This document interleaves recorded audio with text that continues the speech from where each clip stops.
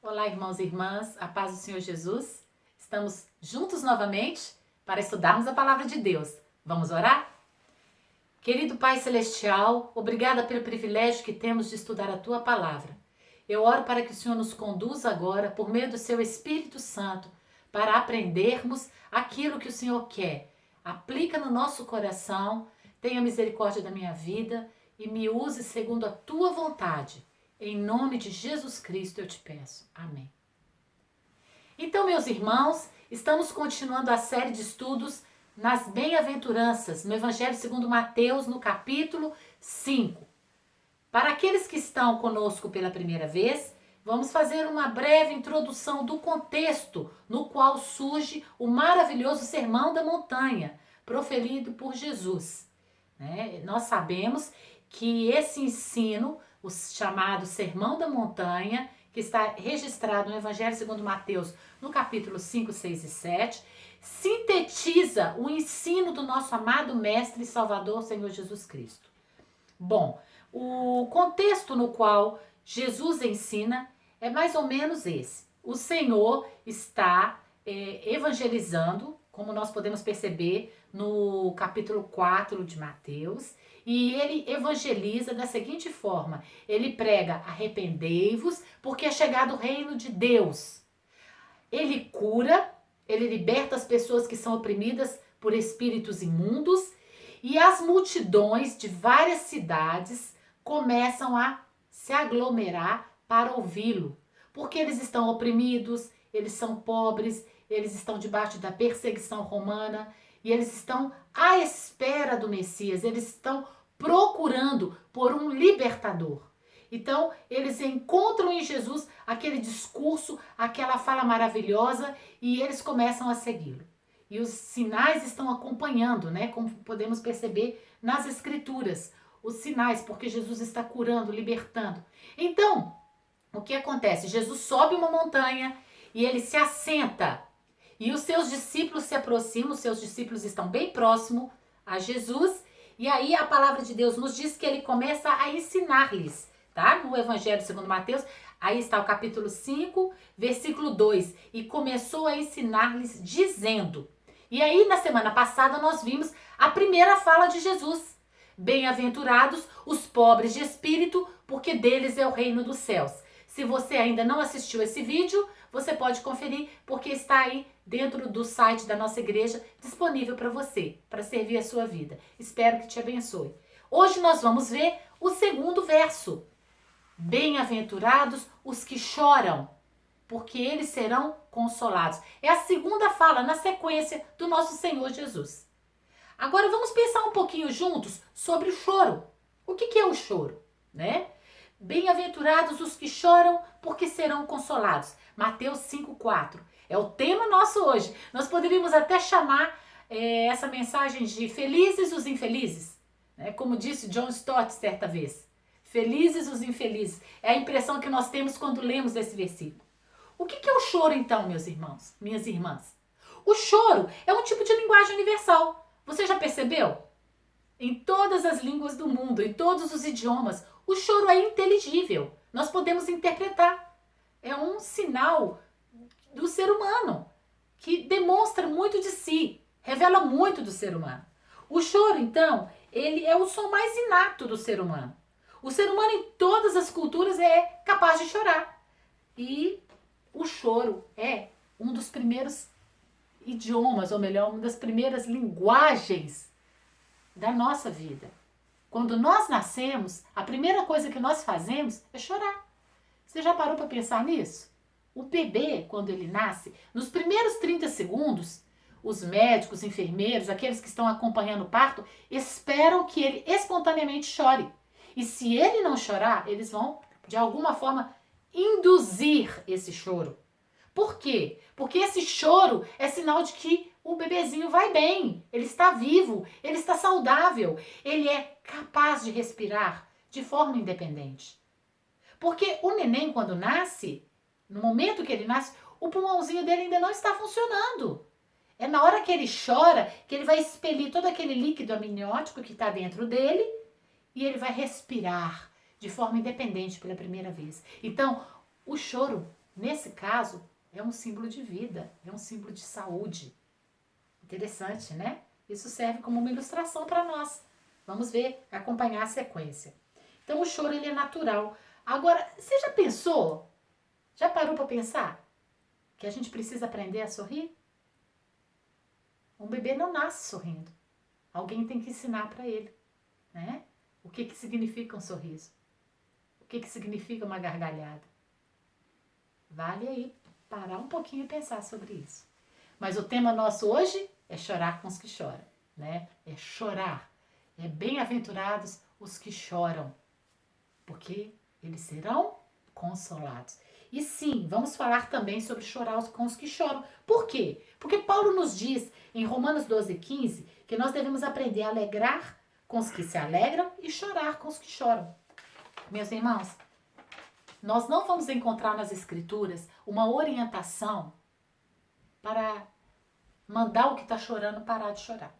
Em nenhum momento você vai encontrar o Senhor ou os apóstolos ou os discípulos do Senhor Jesus dizendo: olha aqui, para de chorar, chorar não está certo, chorar é pecado, chorar é sinal de fraqueza. Você não encontra esse tipo de orientação. Você encontra a orientação de chorar com quem está chorando. Isso significa o quê? Se identificar. Significa se aproximar daquele que está sofrendo. Isso significa ser empático. Tem muito para a gente aprender aí.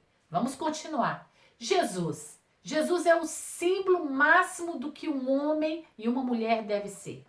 É o símbolo da humanidade perfeita, porque ele é o homem perfeito, o homem que nunca pecou. E viveu aqui nessa terra para nos ensinar como nós devemos viver. Ele é o nosso padrão, ele é o nosso modelo, ele é o nosso Salvador e Senhor para todos nós que somos cristãos. Não é verdade? E Jesus chorou. Então, vale dizer que se um homem chora, não significa que ele é fraco, não significa que ele é derrotado, porque Jesus nunca, de forma alguma, foi um derrotado. Ele é o vencedor e ele chorou. Nós vemos nas Escrituras que Jesus chorou muitas vezes. Nós temos registro de 3 momentos específicos em que ele chorou. Ele chorou quando Lázaro estava morto. Mas por que ele chorou se ele mesmo ia ressuscitar Lázaro? E ele sabia disso. Ele se identificou com Maria e Marta. Ele se identificou com a dor delas.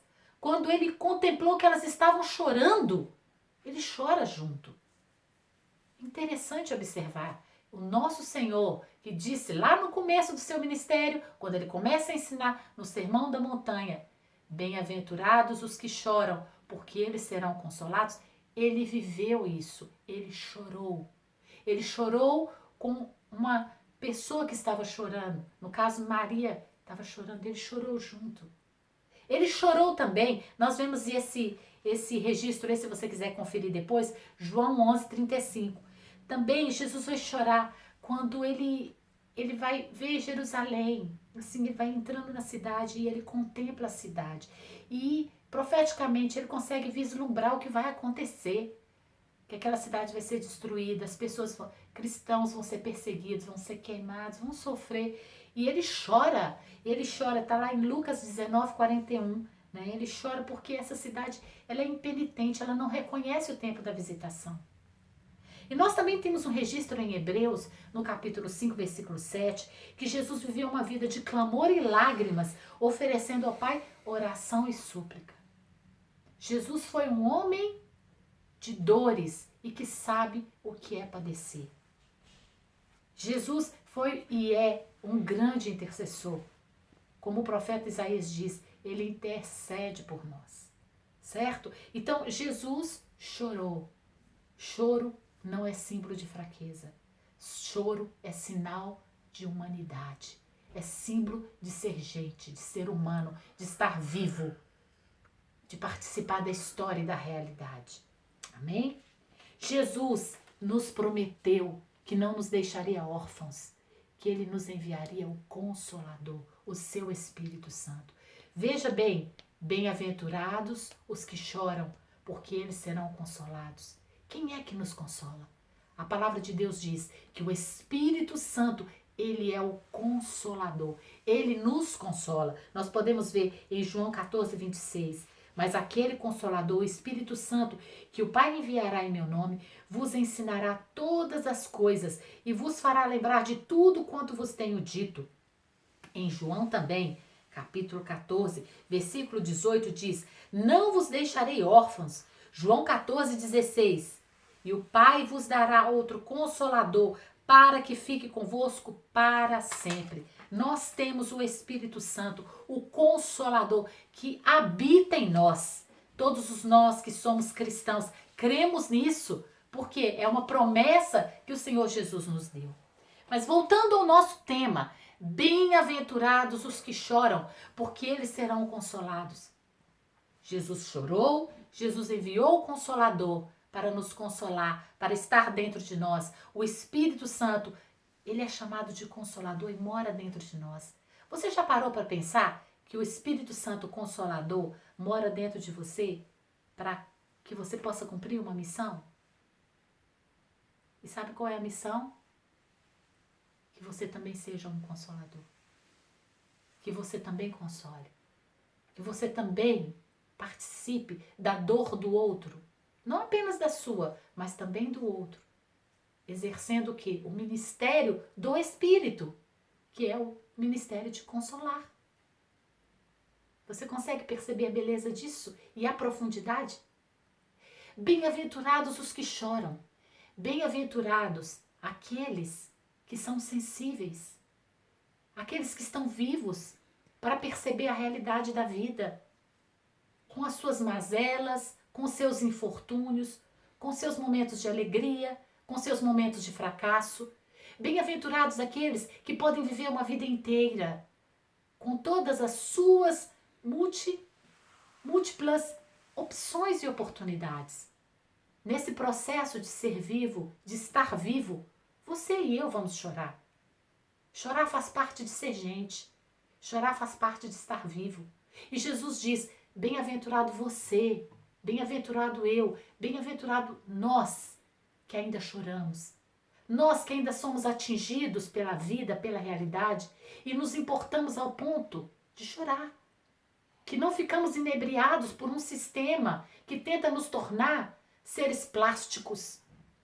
Somos vivos, somos pessoas que sangram, pessoas que têm emoções, pessoas que não se conformam com a injustiça, com a opressão, pessoas que querem que o reino de Deus venha e que a vontade do Pai seja feita. Seres humanos de fato, seres que sofrem e que não estão anestesiados, mas que participam da vida com a sua beleza, com a sua profundidade e também com a sua dor. Bem-aventurados os que choram. Choram quando vem alguém sofrendo.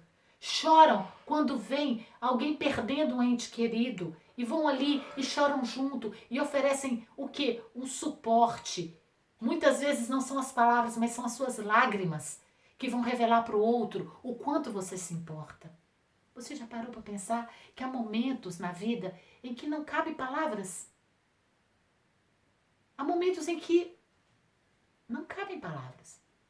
Um abraço, um olhar, o dizer que se importa, uma lágrima, o chorar junto. Nós vamos ver nas Escrituras algumas vezes em que amigos choraram juntos com aquele que estava sofrendo. Diante da dor, do infortúnio de Jó, os seus amigos que vieram de longe sentaram-se ali, jejuaram com ele e choraram com ele. Chorar junto. Bem-aventurados os que choram, porque eles serão consolados. Vamos aprender um pouquinho mais o que as Escrituras nos falam sobre consolar, né? A fé, meus irmãos queridos, a fé cristã, ela é uma fé de responsabilidade, sabe? Ela é uma fé de empatia, de serviço. A fé cristã nos convoca para ir ao encontro do outro. Não ir de encontro, mas ir ao encontro do outro. Para servir, para amar, para cuidar, para de alguma forma abençoar o outro. Assim como o nosso Senhor Jesus fez, né? Com aquele coração cheio de misericórdia. O que é misericórdia? Eu já falei, mas vale a pena repetir. Miseris cardia, o coração, cardia, colocado no miseris, na miséria, no sofrimento do outro. E quando a gente coloca o nosso coração na realidade do outro, muitas vezes nós vamos chorar. Tudo bem. Tudo bem, às vezes você não tem a resposta. Às vezes você não pode mudar aquela realidade. Mas você pode chorar junto.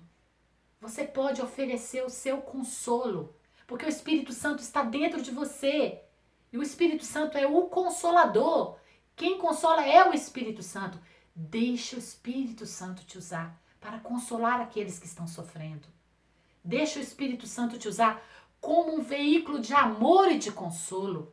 Principalmente nesse momento tão difícil que todos nós estamos vivendo. Estamos vivendo um momento que nos sensibiliza de forma geral. Tantas pessoas sofrendo luto. E você pode ser um instrumento de Deus para levar consolo, para levar esperança. Vamos ver o que as Escrituras nos dizem. Em 1 Tessalonicenses 5,14, a palavra de Deus diz: consolai os desanimados. A palavra de Deus nos diz em 2 Coríntios 1, 3 e 4. E eu gostaria que você prestasse muita atenção nesse texto que eu vou ler junto aqui para você. Bendito seja Deus e Pai de nosso Senhor Jesus Cristo, o Pai das misericórdias e Deus de toda consolação, que nos consola em toda a nossa tribulação. Ele nos consola. Ele nos consola.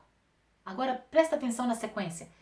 Para que possamos consolar os que estiverem em qualquer tipo de tribulação, como nós mesmos somos consolados por Deus.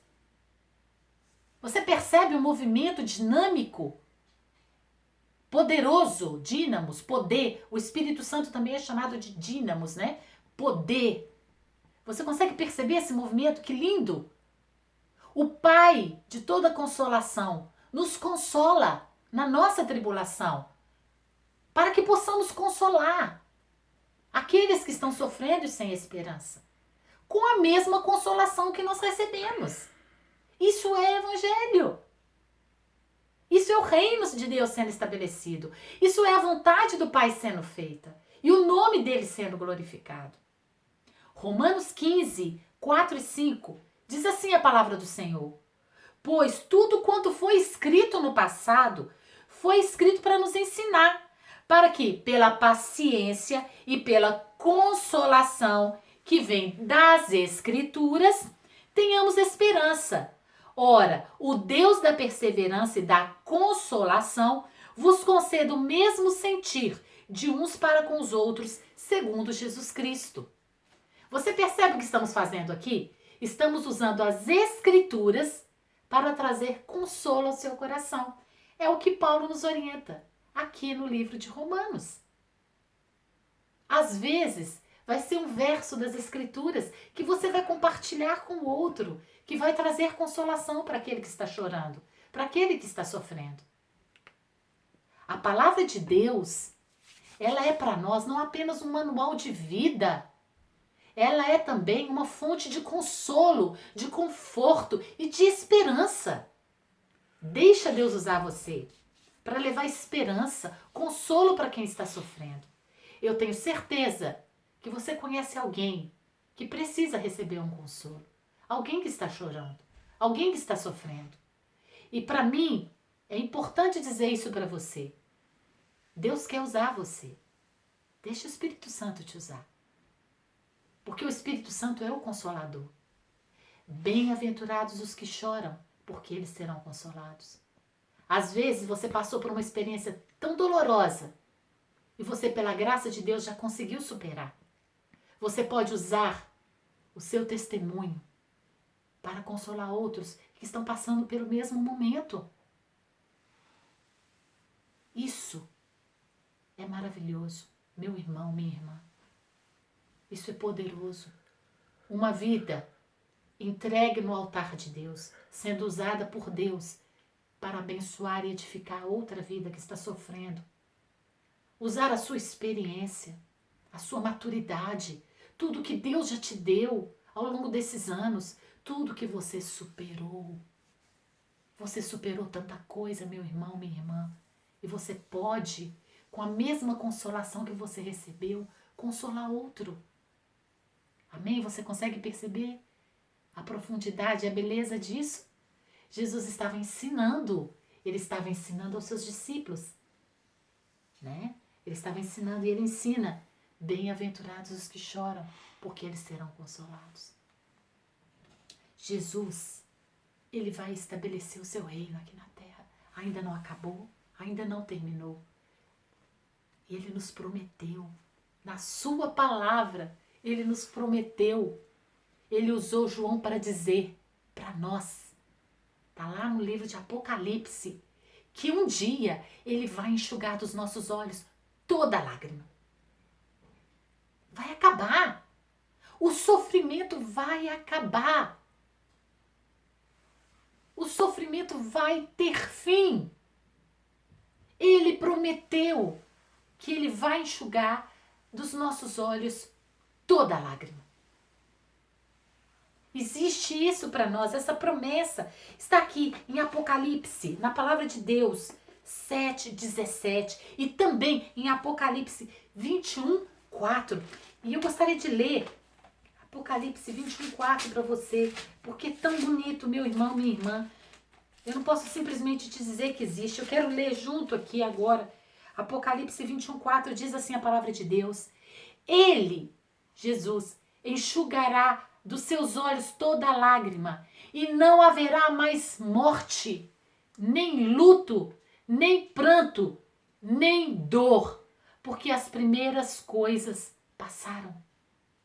Está na palavra do nosso Senhor Jesus. Haverá um novo céu, uma nova terra.